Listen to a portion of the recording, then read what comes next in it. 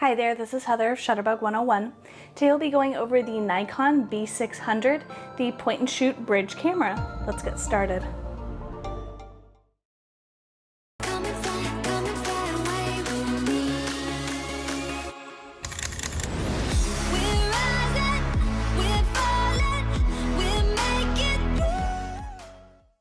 The Nikon B600 has a build like a bridge camera, but is definitely more of a point and shoot as it features only automatic modes.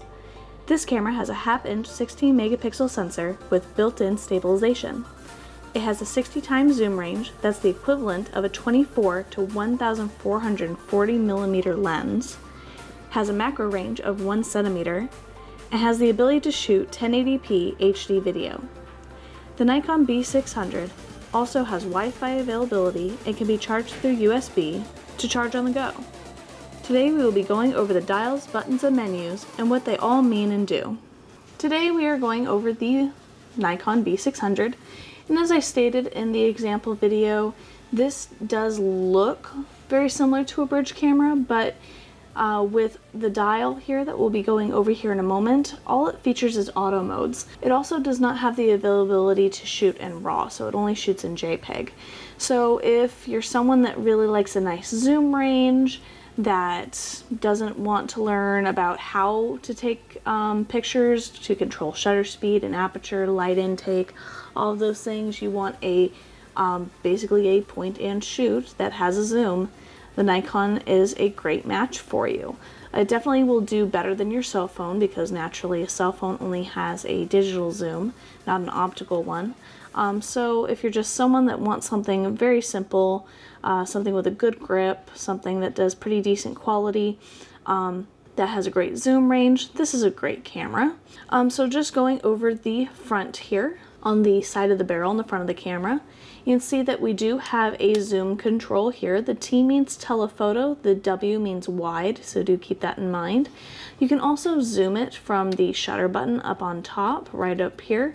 So depending on, because you're going to be holding it like this, if this is more comfortable to zoom or this is more comfortable to zoom, it's all a matter of preference. Just know that you have two different ways of going about this. Also, we do have a little pop-up flash here, which you just lift up. It does not pop up on its own. The camera will tell you that it believes that it is too low of a lighting situation, that it recommends that you raise the flash if it is in a low light situation. Otherwise, you can make that decision whether or not to pop up that flash or not. Up here on this part of the camera, this is going to be a little LED light. What that is meant for is when you are focusing in a situation where maybe there's not very much detail of what you're focusing at, it's too dark, whatever it may be. This will shine a little light out to be able to kind of, shed some light on the subject, if you will, to help it to be able to focus a little bit easier. Going to the side of the camera, you can see we have a single door here. If we open that up, you can see that we have an HDMI port here, which allows you to connect this camera straight to a television set to be able to share photos that you've taken. And then this one here, of course, is going to be for your USB port. This is going to be for transferring images to your computer, for updating firmware, but also is available to charge the battery inside the camera while you're on the go, if that is what you wish. On this side of the camera, as you can see, we've already gone over the buttons here, but nothing on this specific side, just indicating that it does have Wi-Fi and Bluetooth capabilities. And then the bottom of the camera here, you can see that it does have its universal tripod mount. It does have a little door here, so this is where you're going to keep your rechargeable battery and your SD card to be able to store your images. This camera is one of the very few cameras that does have a built-in storage to it. So you can take like 5 to 10 photos, I believe, without having a memory card, but then you do have to plug the camera into the computer to be able to get the pictures off. I don't recommend not having a card in it. It's always better to have an SD card. That way you have the availability to take more pictures, to store more video, that type of thing, to this camera. Going over the top of the camera here, This, of course, is going to be our on and off switch, so we're going to go ahead and turn that on. We've already kind of gone over that this is a zoom method here.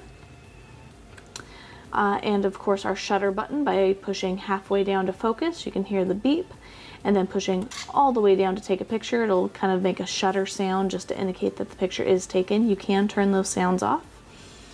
On the dial here, now notice that there are no manual modes.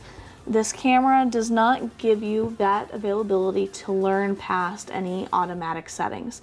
The camera is doing all the thinking for you in this sense. So the green auto mode is going to just be a general auto mode, whatever the camera recommends. It just knows that it's supposed to take a good picture. That's all it knows. That's what it'll try to do. This automatic scene selector is going to be like intelligent auto. So what that does is if you have the camera pointed at a person, it's going to kick into portrait mode. If you have it very close to a subject, it'll kick into macro mode, and so on. So it's a little bit smarter than just the green camera mode, and it'll change its settings accordingly to what it interprets is in the picture. The scene mode gives you a little bit more control over the auto mode. So what that does is it allows you to go into menu, and it allows you to pick exactly what you're taking pictures of, whether it be portrait, landscape, multiple exposures, party indoor, beach, snow, sunset, close-up, fireworks, panoramic mode, pet portraits, taking pictures of the moon, bird watching, and then just regular image mode. So it gives you more control in that aspect to choose what your subject is, but the camera still does the thinking for you when it comes to settings.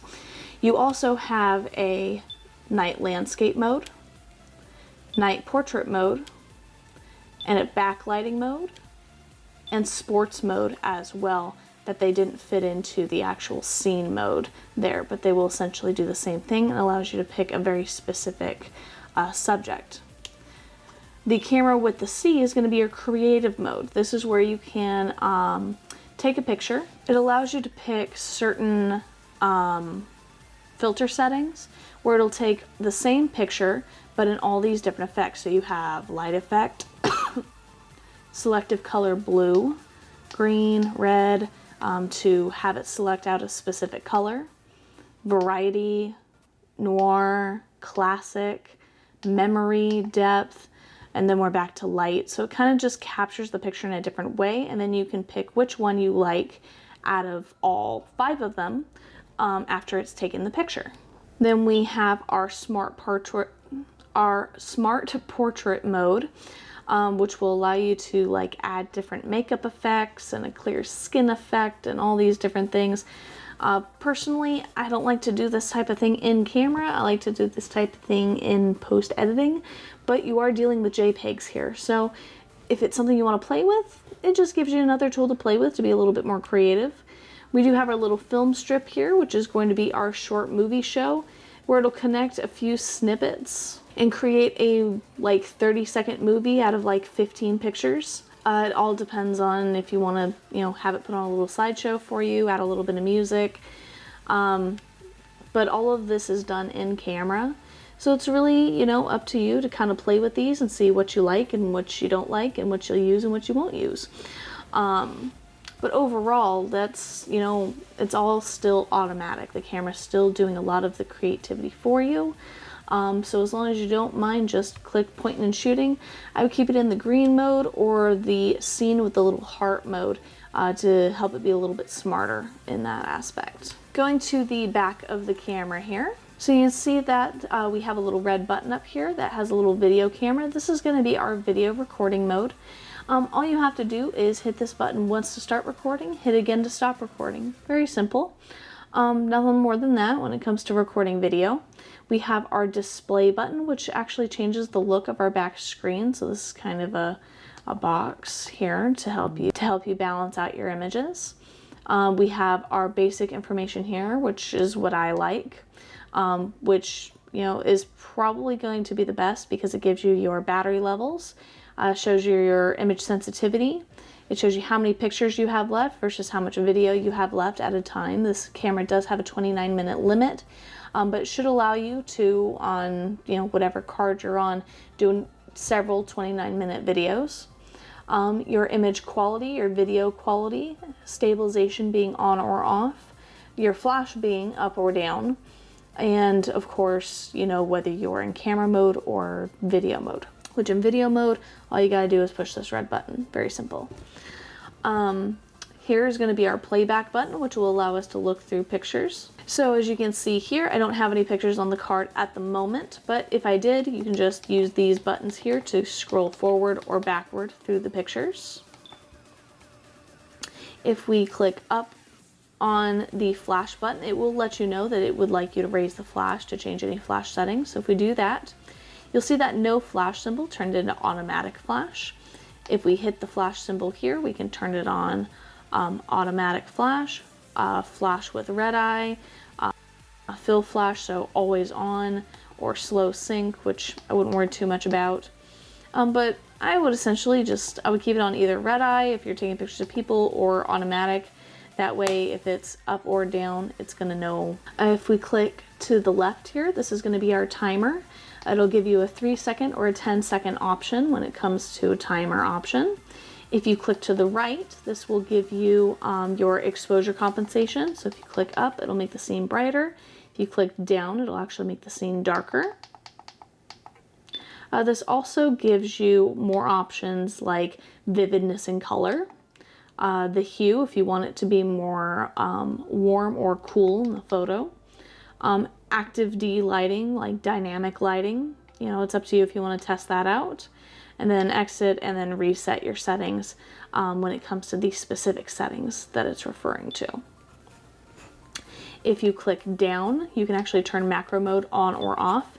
Now, if you're in your scene selector, the one with the little heart where it automatically chooses that, it'll actually indicate that for you already, whether it needs to kick into macro mode or not.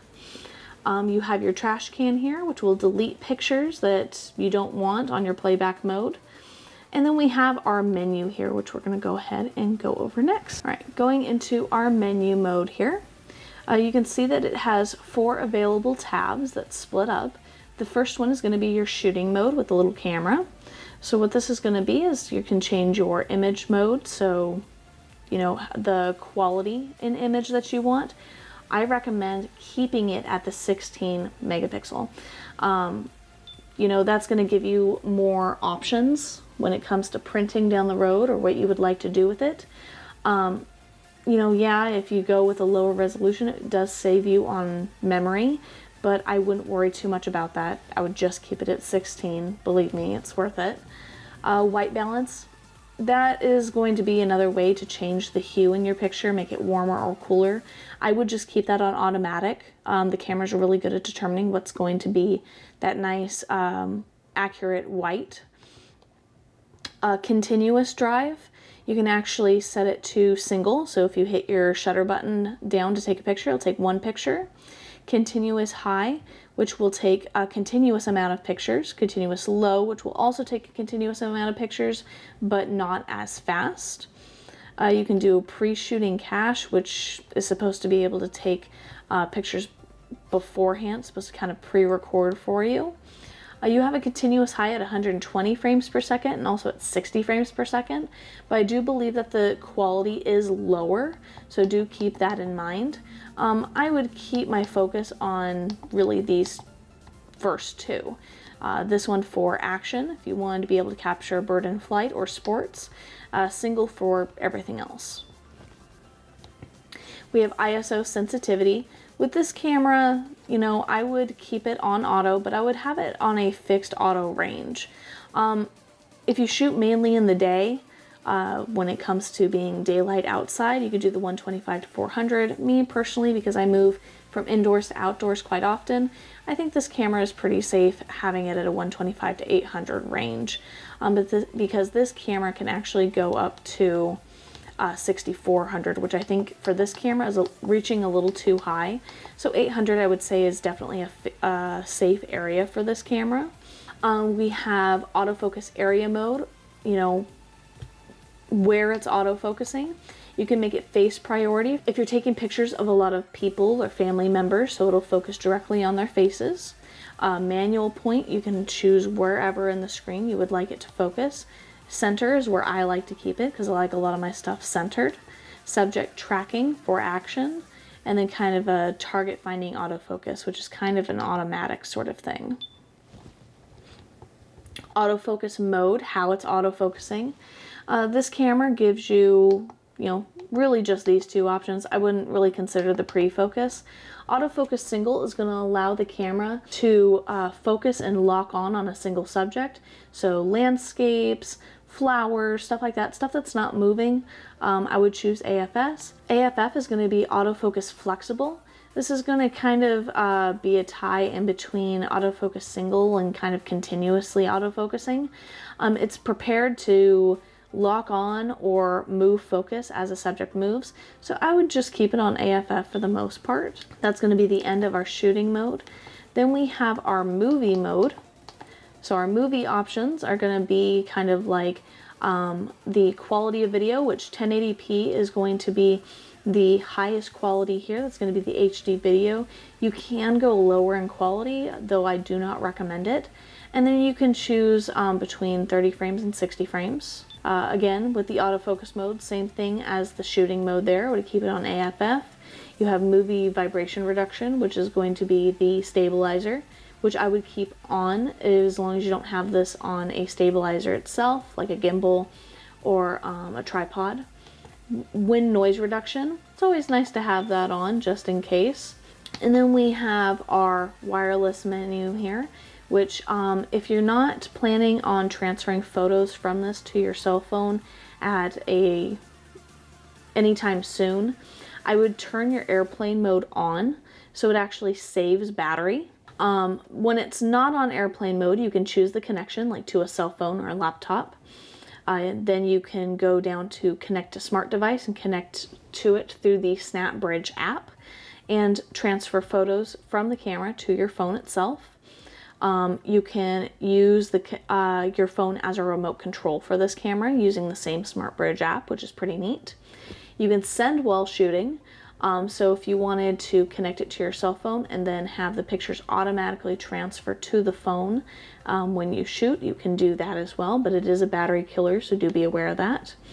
The Wi-Fi and Bluetooth settings, and then just resetting the settings in general if you wanted to forget about any old phones or old systems that you have it connected to.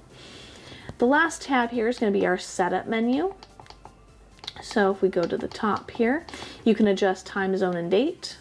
You can adjust your monitor settings, so the help display where it tells you like what it does at the bottom on the scrolling info bar. You have image review if you want the image to pop up after you take it, how much you want the screen to be bright or dim, and then if you would like that nice grid display up when you're taking pictures to help you balance out and utilize the rule of thirds. You have date stamps, so if you would like your pictures to have a date stamped on them, you're welcome to do that. You have the self timer after release, if you would like that on. The photo vibration reduction, that's going to be your stabilizer. Again, if you have this on a tripod, you want to make sure that you take that stabilizer off. The autofocus assist, I would just keep that on auto. Digital zoom, definitely turn that off.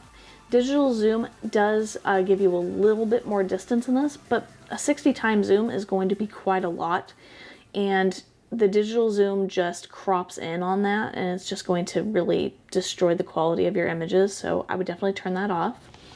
Your sound settings, if you'd like to turn the beep or the shutter sound off. If you want to have it automatically turn off or go into a sleep mode, after 1 minute it will do so. You'll see that the light on the on and off button will kind of blink like it did earlier, if you notice that, because it's kind of going into a sleep mode to save you battery if there's no activity. You can change the time amount on that if you'd like. Formatting your card. This is extremely important to know. A lot of people find out about this, either they don't find out about it or they find out the hard way. The way that formatting your card works is if you've just gone on vacation and you've taken your pictures and you've backed them up to your computer and you've made sure that they're nice and safe, but instead of going and deleting with your trash can, you want to actually go into your menu and go to Format Card. to start completely fresh. Because what the trash can does is it essentially just deletes the visible data. It still keeps the data from your photographs in the card, kind of in an invisible recycling bin. Now, what that allows you to do is it allows you to take pictures to go over that data. And what that can do over time of just using the trash can, never formatting your card, is it can actually cause corruption, which is very similar to how a virus works, where it actually eats away at your pictures and then they're not accessible. It can also lock up your card completely so you cannot access your pictures at all. So, and a risk that you may lose your memories in time, it's always good to format your card if you want to reuse your card every so often, because formatting your card is actually going to completely reset it to how you purchased it. It's going to permanently delete everything on there and help you start fresh. So just keep that in mind. You can change the language on the camera, the image you can actually add an image comment if you would like. You can show copyright information, location data display by connecting to your phone, charge by computer if you want to plug it into your computer and charge that way, resetting all of your settings to how you purchased it if the camera is doing and you don't know what you changed by playing with different settings. You can always go to reset all and reset your settings to how you purchased it, just to be safe. Conformity marketing, you can view logos for standards to which the camera conforms. That's something you're never going to play with. Firmware version, if you need to check to see if you need to update the firmware, which is always available on Nikon's site and easy to do. And that's pretty much it. That pretty much sums up the Nikon B600. If you guys have any questions about this camera, whether you can do certain things with it, if you're confused or lost somewhere in the camera, you want to accomplish something, let me know in the comments below and I'll see what I can do to help. If you have any ideas for tips and tricks videos, I would love to get those as well. Until next time, keep your eye out for inspiration, Shutterbugs. Bye.